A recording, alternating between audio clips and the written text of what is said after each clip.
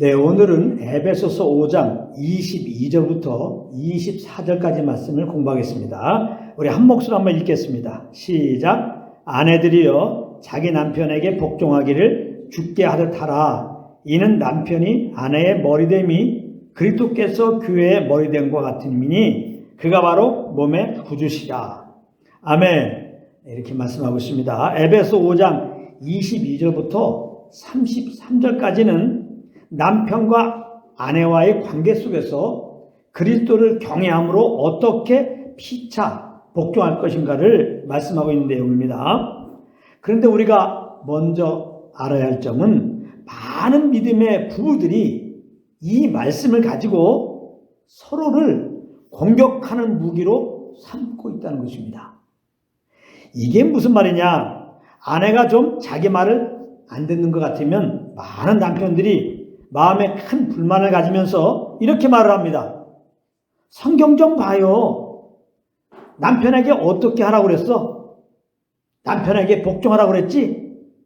이런단 말이에요. 그런가 하면 남편이 자기를 좀 사랑해 주지 않는 것 같으면 많은 아내들은 마음에 큰 실망감을 가지면서 이렇게 말을 합니다.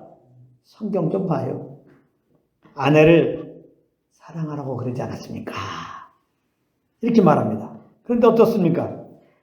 그렇게 말한 다음에 그 열매가 상대방이 그렇구나 하면서 남편에게 복종하지 않던 아내가 복종을 하고 아내를 사랑하지 않던 남편이 아내를 사랑하게 되던가요?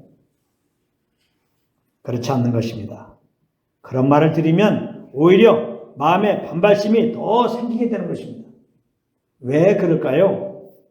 그 말은 배우자를 사랑해서 한 말이 아니고 배우자를 판단하고 정죄한 상태에서 한 말이기 때문입니다.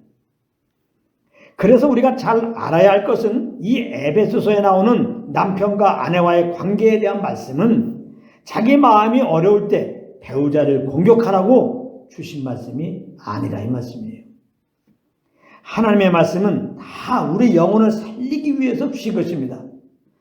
이 말씀도 역시 마찬가지입니다. 그러므로 이 말씀은 혹 배우자의 연약함으로 내 마음이 어려울 수 있는데 그때도 능히 그 어려운 마음을 이기고 그럼에도 불구하고 마음을 같이하여 주님을 잘 섬길 수 있도록 하기 위해서 주신 것입니다. 그러므로 이번 남편과 아내와의 관계에 대한 이 말씀을 마음에 잘 새기게 되면 말 그대로 주 안에서 금슬 좋은 부부, 참 주님을 예배하는 부부가 될 것입니다. 기대하시라. 꼭 그런 애가 있기를 바랍니다. 그래서 이 말씀을 받는 태도가 굉장히 중요한데요. 그럼 어떤 태도로 말씀을 대해야 될까요? 아내들에게 주신 말씀의 귀를 쫑긋 세우면 되고 남편들에게 주신 말씀의 귀를 쫑긋 세우면 되는 것입니다. 남편에게 주신 말씀의 귀를 기울이고 있다가 남편이 나에게 지금 그렇게 해주고 있나? 혹은 아내에게 주신 말씀의 귀를 기울이고 있다가 아내가 나에게 그렇게 해주고 있나? 이런 생각을 하지 말고 말입니다. 그러는 가운데 성령의 조명으로 깨달은 그 감동 따라 아내들은 아내에게 주시는 말씀에 거하면 되고 남편들은 남편에게 주시는 그 말씀에 거하면 되는 것입니다. 그럼 오늘 본문을 살펴보도록 하겠습니다. 오늘 본문은 아내들에게 주시는 말씀입니다. 먼저 아내들이여 자기 남편에게 복종하기를 주께 하듯 하라 이렇게 말씀하고 있습니다. 여기 보면 남편에게 복종하기를 주께 하듯 하라 그러는데요. 이 말을 잘 이해해야 됩니다. 이 말은 세상에서 말하는 대로 아내들은 남편에게 무조건 복종해야 된다는 말이 아닌 것입니다. 세상에서 말하는 남편에게 복종은 무엇입니까? 내 의로 그렇게 하라는 것이 아닙니까? 그런데 성경은 우리의 의는 더러운 옷과 같다고 했습니다. 그러므로 오늘 본문에서 말하는 복종은 그것이 아니고 무엇이라고 말씀했습니까? 죽게 하듯 하는 복종이라는 것입니다. 죽게 하듯 복종하라. 그럼 죽게 하듯 하는 복종이 무엇일까요? 그것은 성령의 조명으로 그리스도의 사랑을 알면 그리스도를 경외함으로 그리스도께 복종하게 되지 않습니까? 그 그리스도를 경외함으로 그리스도께 복종하는 차원에서 남편에게 복종하는 것을 말하는 것입니다. 한마디로 말하자면 성령의 인도함을 따라 남편에게 복종하라는 의미인 것입니다.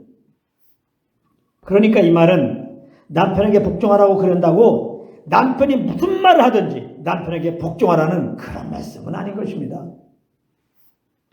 예수님을 안 믿는 남편이 예수 믿지 마, 교회 다니지 마, 그런다고 거기에 복종할 수는 없는 것입니다. 그런데 중요한 것은 성령의 인도함을 따라 남편을 섬기게 되면요, 이렇게 주님의 뜻이 아닌 것을 요구할 때 물론 복종할 수는 없지만 그래도 그 마음의 자세는, 이게 굉장히 중요한 말씀입니다. 그 마음의 자세는 하나님이 나에게 세워주신 나의 머리로, 나의 주로 인정하는 태도는 갖게 된다는 것입니다. 어떤 분들은 남편이 하나님 보실 때 기뻐하지 않는 요구를 한다든가 어떤 연약함이 나타나면 마음으로 그를 정죄하고 좀 우습게 여길 수가 있는데 이것은 굉장히 조심해야 할 점인 것입니다. 23절에 보면 남편이 아내의 머리됩니다, 이렇게 말씀했습니다. 남편은 하나님께서 아내의 머리로 세워주신 것입니다. 그러므로 남편의 권위는 항상 존중해야 된다, 이 말씀이에요. 남편의 권위를 존중한다는 것은 범사의 그 결정권을 남편에게 주는 것을 말하는 것입니다. 혹 어떤 일을 추진하는데 주님 앞에 내가 옳고 남편이 틀리게 되면 충분히 그런 사실을 알리고 교제하면서 남편을 설득시키고 결국은 남편이 그 일을 승인하도록 하는 것을 말하는 것입니다. 절대로 하나님 앞에 옳은 일인 것 같다고 남편의 동의 없이 어떤 일을 저지르면 안 된다, 이 말씀입니다.